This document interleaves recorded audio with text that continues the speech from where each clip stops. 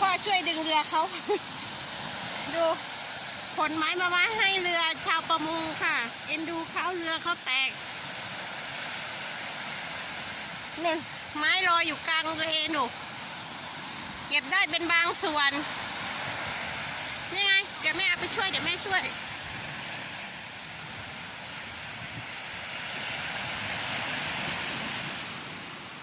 เดี๋ยวแม่ช่วยลูก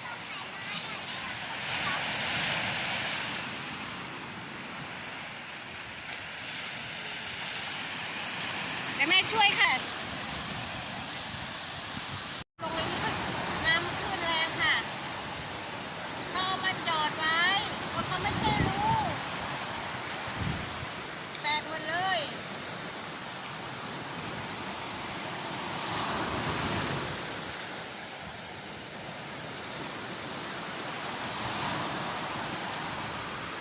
แล้วเชือกเขาก็ผูกยาวๆนะ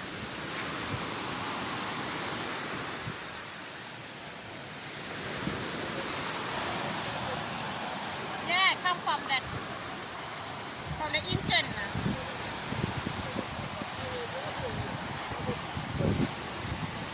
อ้าวจมูกฉันเต็มแล้วนะอีกเต็มแล้วอีกนิดแล้ว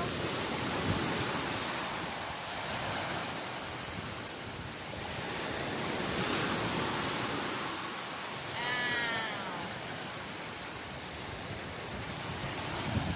เก็บไอเรือแตกให้เพื่อนค่ะ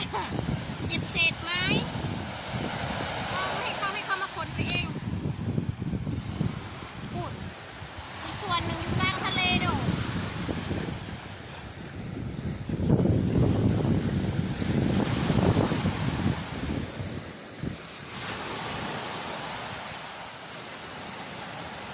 ถุงใส่เก้าอี้เราก็ลงทะเลเหมือนกัน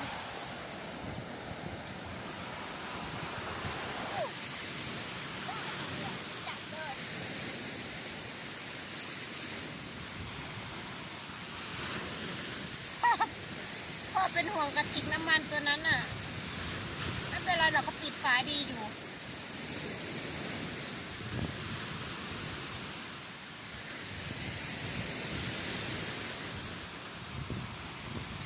กินอะไรคะคุณลูกสตรอเบอรี่ค่ะสตรอเบอรี่ไหนคะแม่ไม่เห็นข้างบนมีที่เห็นสาใช่แม่โทรศัพท์แม่ไหนสตรอเบอรี่เล่ได้อยู่ไหนคะลูกแม่ไม่เห็น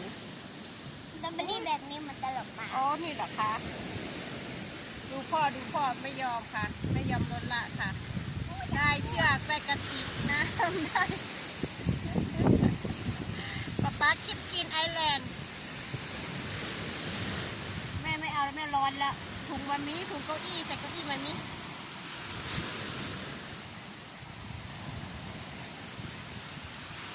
ไปถึงนู่นแล้ว ถุงเก้าอี้มามีพาดลงไงนี่เลยถุงใส่เก้าอี้อ่ะไปไหนแล้วไปถึงไหนแล้วไปถึงนู่นเหรอ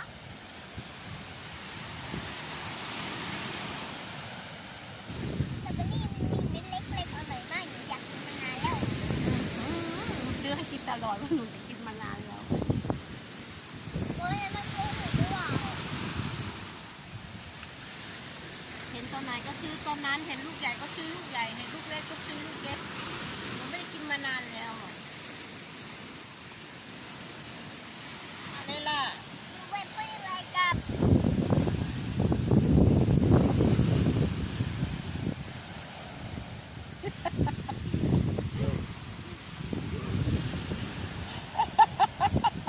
enough put your leg up enough put your body straight put your body straight Your leg not straight there and go down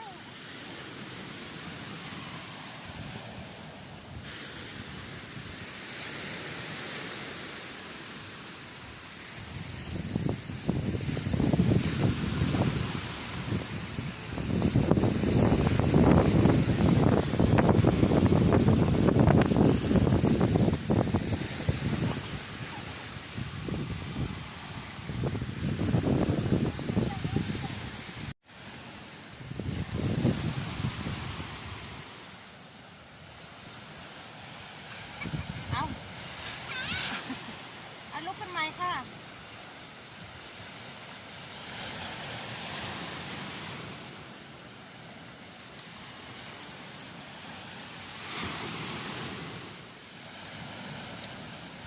Lola, look at the yellow flag over there. Where the flag shows, that's the way the wind wanna go. จับเชือก โอเค โอเค go keep going keep going yes แล้วทำไมล้มบ่อยจังล่ะลูก วิ่งไปวิ่งดีๆ อย่าล้มสิคะ โอเค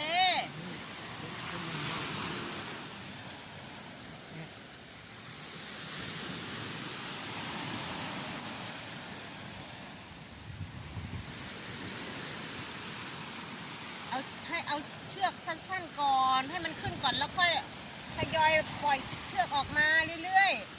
ๆ เดี๋ยวมันก็หักแบบนี้มันก็หัก จับให้สั้นๆก่อน พอมันตั้งตัวได้แล้วพอมันโดนลมโต้แล้วหนูค่อยปล่อยเชือกออกมาเรื่อยๆลูก เอาเชือกให้ดึงเชือกสั้นๆกว่านี้อีก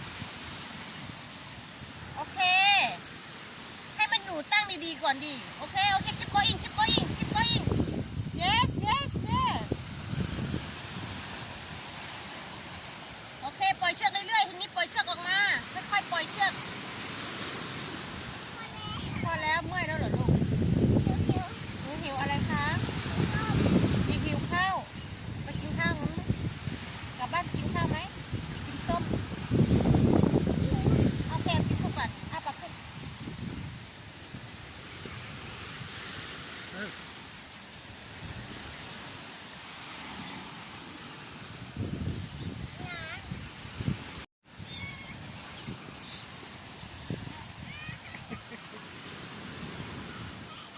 Nah.